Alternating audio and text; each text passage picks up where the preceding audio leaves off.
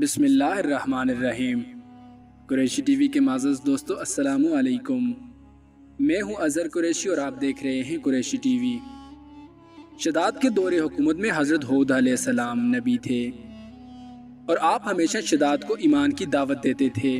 ایک دن شداد نے پوچھا، اگر میں آپ کی باتوں پر ایمان لے آؤں تو اللہ مجھے کیا انعام دے گا؟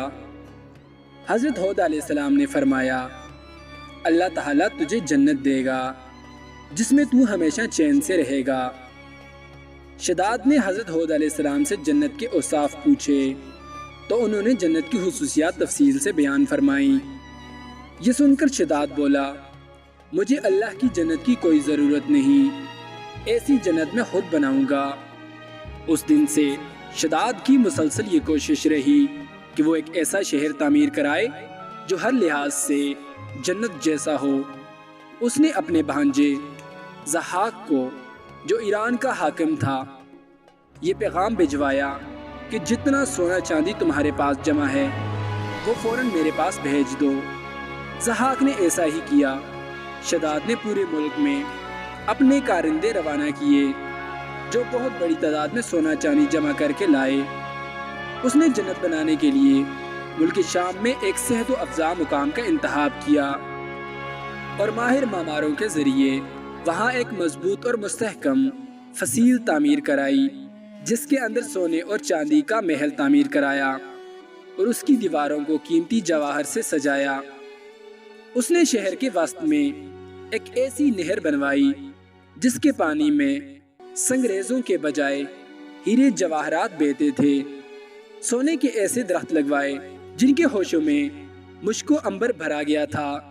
جب ہوا چلتی مشک و عنبر کی خوشبو پورے شہر میں پھیل جاتی۔ شداد نے محل کے چاروں طرف سونے کی اینٹوں سے 12,000 کمرے تعمیر کرائے اور ہر کمرے کو یاقوت اور ہیرے جواہرات سے مزین کیا گیا اور اطراف و جوانب سے خوبصورت اور جوان عورتوں کو وہاں لایا گیا۔ الغرض یہ عظیم الشان جنت نما شہر 500 سال میں مکمل ہوا اور شداد کو اس کی تکمیل کی اطلاع دی گئی۔ اطلاع ملتے ہی شداد بہت بڑا لشکر لے کر اپنی جنت کی جانب روانہ ہوا۔ ابھی شہر سے ایک منزل کے فاصلے پر تھا کہ اس نے ایک ہرن دیکھا جس کے پاؤں چاندی اور سینگ سونے کے تھے۔ ہرن کو دیکھ کر وہ لالچ میں آ گیا اور اسے پکڑنے کے لیے اس کے پیچھے اپنا گھوڑا لگا دیا۔ بھاگتے بھاگتے وہ اپنے لشکر سے جدا ہو گیا۔ اس نے شداد کو پکار کر کہا، شداد، تو نے عالیشان محل تعمیر کر کے یہ سمجھ لیا ہے کہ اب تو موت کے پنجے سے آزاد ہو چکا ہے۔ یہ سن کر شداد کانپ اٹھا اور اس نے پوچھا، تو کون ہے؟ گھڑ سوار نے جواب دیا، میں ملک الموت ہوں۔ شداد نے کہا، اس وقت تمہیں مجھ سے کیا کام ہے اور میری راہ میں کیوں روڑے اٹکا رہے ہو؟ ملک الموت نے کہا، میں صحرا میں تیری روح قبض کرنے آیا ہوں۔ شداد نے کہا، مجھے کم از کم اتنی مہلت دے دو، میں اپنی بنائی ہوئی جنت کو اپنی آنکھوں سے دیکھ لوں۔ ملک الموت نے اجازت نہ دی، چنانچہ شداد گھوڑے سے گر گیا اور مر گیا اور اس کے لشکر نے ایک آسمانی چنگھاڑ سنی اور پورے کا پورا لشکر وہیں ختم ہو گیا اور جنت جانے کے بجائے ملک عدم پہنچ گئے۔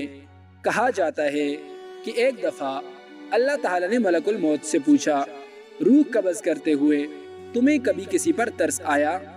ملک الموت نے عرض کیا، جی ہاں، 2 دفعہ مجھے بڑا ترس آیا۔ پہلی دفعہ اس وقت جب سمندر میں ایک ماں اپنے شیرخوار بچے کے ہمراہ سفر کر رہی تھی۔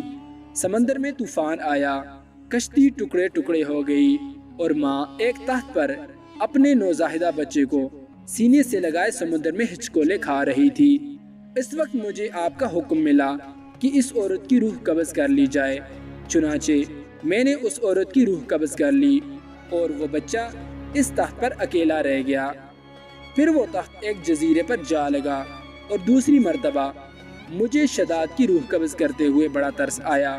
اگر وہ میرا دشمن تھا مگر اس نے بڑی محنت سے جنت تعمیر کرائی تھی اور آپ نے اسے دیکھنے کا موقع تک نہ دیا۔ اللہ تعالیٰ نے فرمایا، اے ملک الموت، تو نے دونوں مرتبہ ایک ہی شخص پر ترس کھایا تھا۔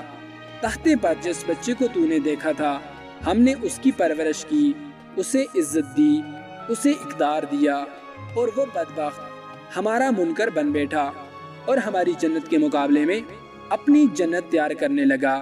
در حقیقت شداد ہی وہ شیرخوار بچہ تھا جس کی ماں کی روح تو نے قبض کی تھی۔ خدا کا انکار کا یہ نتیجہ تو دنیا میں ہے، اور آخرت کا عذاب اس سے کہیں زیادہ ہے۔